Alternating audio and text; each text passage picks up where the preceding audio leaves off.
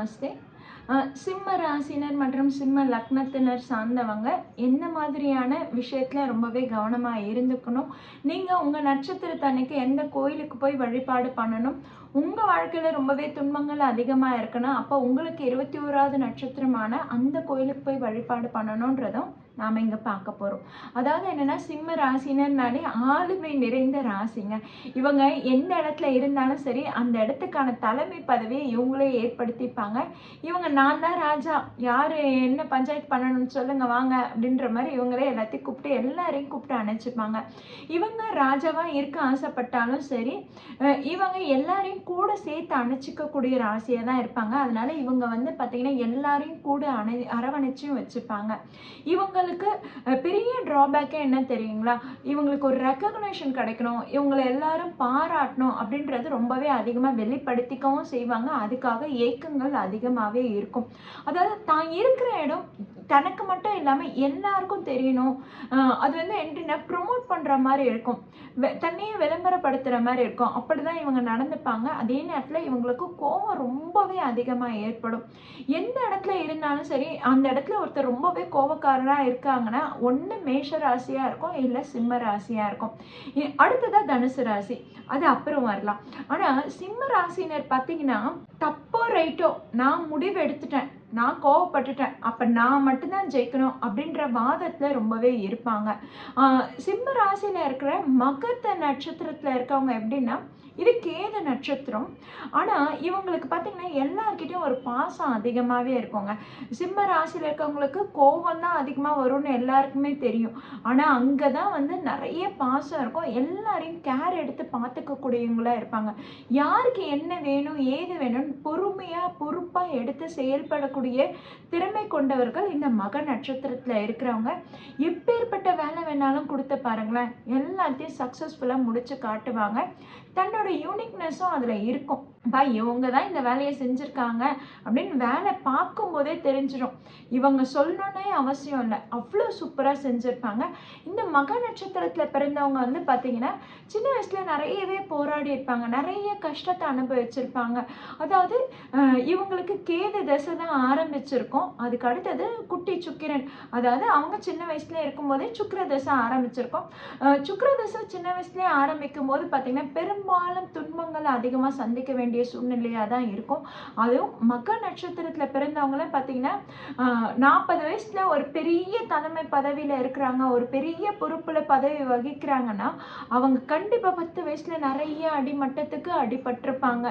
அடிமட்ட ரேஞ்சில் இறங்கி எல்லா வேலையும் பார்த்து எல்லா வேலையும் கற்றுக்கிட்டு அதுக்கப்புறம் தான் அவங்க கொஞ்சம் கொஞ்சமாக தன்னுடைய சொந்த சுய முன்னேற்றத்தோட தான் அவங்க அந்த 40 வயசுல ஒரு தலைமை பண்போட ஒரு தலைமை பதவியில் அமர்வாங்க.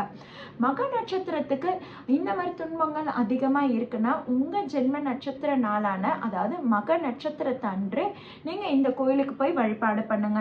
அதாவது மகாலிங்கேஸ்வரர் கோயில் திண்டுக்கல் பக்கத்தில் விராலிப்பட்டி என்ற ஊரில் இருக்கு. இந்த மகாலிங்கேஸ்வரர் கோயிலில் போய் சிவாலயத்துக்கு போய் உங்கள் பேரில் ஒரு அர்ச்சனை பண்ணிட்டு வாங்க. முடிஞ்ச ஒரு நாள் நைட்டு தங்கிட்டு வாங்க. உங்கள் வாழ்க்கை ரொம்பவே அழகாக முன்னேற்றமாக அடையும்.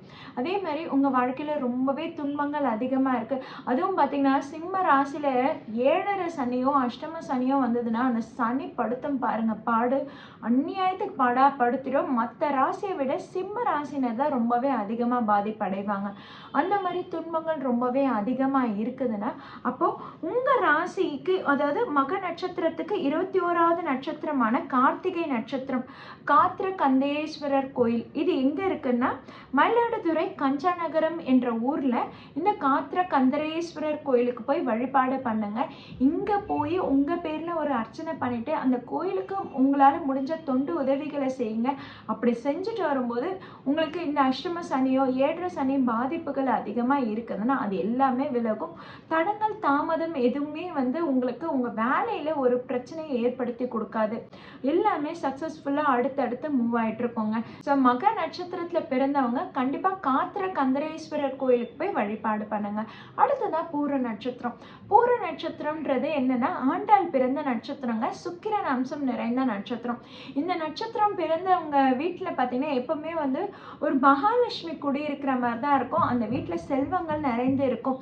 அந்த வீட்டில் தன தானியங்கள் நிறைஞ்சு இருக்கும். பூர நட்சத்திரத்தில் பிறந்தவங்களுடைய ஜாதக அமைப்பில் சுக்கிரன் கெட்டு போயோ நீச்சம் அடைந்து அப்படி இருந்தா மட்டும்தான், அதாவது ராகு கேதுவோடு மறைவு பெற்றிருந்தாலோ இல்ல 6, 8, 12 மறைவு பெற்றிருந்தா மட்டும்தான் அவங்க வாழ்க்கையில துன்பங்கள் இருக்குமே கண்டி சுக்கிர நட்சத்திரத்துல பிறந்தவங்க பெரும்பாலும் ரொம்பவே நல்லா இருக்காங்க. அப்படி உங்களுக்கு வாழ்க்கையில ரொம்பவே பிரச்சனையா இருக்கு, ஆரம்பத்துல இருந்தே ரொம்ப பிரச்சனையா இருக்கு, உங்க வீட்டுல யாரா சுக்கிர நட்சத்திரத்துல பிறந்திருக்காங்கன்னா கண்டிப்பா அவங்களுக்கு இந்த கோயிலுக்கு போய் வழிபாடு பண்ணுங்க. அதாவது ஸ்ரீஹரி தீர்த்தேஸ்வரர் கோயில். இது வந்து புதுக்கோட்டை பக்கத்துல திருவரங்குளம்ன்ற ஊர் பக்கத்துல இருக்குங்க. இந்த ஸ்ரீஹரி தீர்த்தேஸ்வரர் கோயிலுக்கு போய் நீங்க வழிபாடு பண்ணும்போது உங்களுக்கு வாழ்க்கையில நல்ல முன்னேற்றம் ஏற்படும். அதே மாதிரி செல்வ செழிப்பு உண்டாகும், தன தானியங்கள் வீட்டுல நிலைச்சிருக்கும்னு சொன்ன பார்த்தீங்களா, அது எல்லாமே அதாவது அந்த தோஷம் எல்லாம் கழிஞ்சு முன்னேற்றம் ஏற்படுங்க. உங்களுக்கும் இந்த 7 சனி தாக்கங்களோ இல்ல அஷ்டம சனி தாக்கங்களோ அதிகமா இருக்குன்னா நீங்க காஞ்சிபுரம் பக்கத்துல இருக்கிற பாண்டவ தூத பெருமாள் கோயிலுக்கு போய் வழிபாடு பண்ணோம். இது என்னைக்குன்னா ரோகிணி நட்சத்திரம் அன்று, அதாவது பூர நட்சத்திரத்துல பிறந்தவங்க தன்னுடைய 21வது நட்சத்திரமான ரோகிணி நட்சத்திரத்தை அன்று பாண்டவ தூத பெருமாள் காஞ்சிபுரத்துல இருக்கிற கோயிலுக்கு போய் வழிபாடு பண்ணுங்க. உங்களுக்கு அஷ்டம சனியோட தாக்கங்கள் எல்லாமே விலகுங்க. அதே மாதிரி உங்களுக்கு மேரேஜ் ஏதாவது லேட் ஆகுது, மேரேஜ் தள்ளி போகுது, ஏன்னா பூர நட்சத்திரத்துல பிறந்தவங்களுக்கு எல்லாம் பாத்தீங்கன்னா சரியான அமைப்பு ஏற்படாது, கல்யாணம் வரன்னு வந்து கரெக்டா கூடி வராது, கொஞ்சம் தள்ளி போய் லேட் ஆகக்கூடிய அமைப்பா இருக்குது. அவங்கெல்லாம் கண்டிப்பா இந்த பாண்டவ தூத பெருமாள் கோயிலுக்கு போய் அங்க உங்களால முடிஞ்ச தொண்டு உதவிகளை செய்யுங்க. கண்டிப்பா உங்களுக்கு மேரேஜ் சீக்கிரம் ஃபிக்ஸ் ஆயிடுங்க. அடுத்ததா பாத்தீங்கன்னா சிம்ம ராசினா உத்திர நட்சத்திரம் ஒரே ஒரு பாதம் தாங்க இருக்குது. இது சூரியனோட நட்சத்திரம்.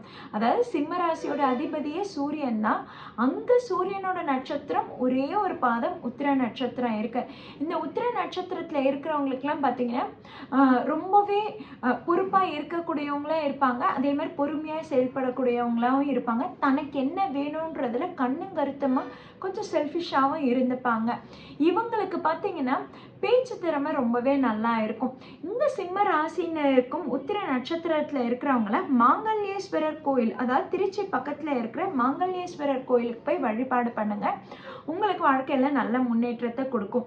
அதே மாதிரி உங்களுக்கு 21வது நட்சத்திரமான மிருகசிருஷ நட்சத்திரம் அன்று ஆதி நாராயண பெருமாள் திருவாரூர்ல இருக்குங்க. இந்த கோயிலுக்கு போய் வழிபாடு பண்ணுங்க. உங்களுக்கு லவ்ல பிரச்சனையா இருக்கு, இல்ல வேலை தொழில் சம்பந்தப்பட்ட பிரச்சனை இருக்குது, நிலம் தொடர்பான பிரச்சனை, முக்கியமா உத்திரம் நட்சத்திரத்துல இருக்கிறவங்களுக்கு நிலம் தொடர்பான சொத்து பங்கீடு பிரச்சனை இருக்குதுன்னா கண்டிப்பா இந்த ஆதி நாராயண பெருமாள் கோயிலுக்கு போய் வழிபாடு பண்ணுங்க. அந்த பிரச்சனைக்கான தீர்வுகள் கிடைக்கும். சிம்ம ராசினர் பெரும்பாலும் வந்து பஞ்சாயத்து பண்ணக்கூடியவங்களா இருப்பாங்க. ரொம்பவே தலைமை பண்போடு செயல்படணுன்றதுல ரொம்பவே கான்சியஸா இருப்பாங்க. இதுல இவங்க எங்க கோட்டை விட்டுடுவாங்கன்னா, யாராவது ஏதாவது பெருமையா பேசுறாங்கன்னு வச்சுக்கோங்களேன், அந்த இடத்துல ஏமாந்து போயிடுவாங்க. அப்ப யாராவது ஏதாவது வந்து உங்களை வந்து மோட்டிவேட் பண்றேன் இல்ல உங்களை வந்து புகழ்றேன்னு சொல்லி பேசும்போதெல்லாம் பாத்தீங்கன்னா நீங்க கொஞ்சம் உஷாரா இருந்துக்கணும். அந்த விஷயத்துல நீங்க உஷாரா இருந்துட்டாலே போதும், உங்களை யாருமே எங்கேயுமே அசைக்க முடியாது, உங்களை யாரும் கீழே தள்ளவும் முடியாது. சிம்ம ராசினர் பெரும்பாலும் ரொம்பவே ஸ்ட்ராங்க. இவங்க நீங்க உங்களுக்கு இருக்கிற ஒரே மைனஸ் என்னன்னா, யாராவது உங்களை புகழ்ந்து பேசினாலே நீங்க அடிமட்டது ரேஞ்சு கீழே இறங்கிடுவீங்க. அந்த இடத்துல மட்டும் கவனமா இருங்க. ஏன்னா உங்களை புகழ்ந்து காலை வாரி விட்டுற அமைப்பும் இருக்கு. அதனால சிம்ம ராசினர் புகழுக்காக ஏங்காதீங்க.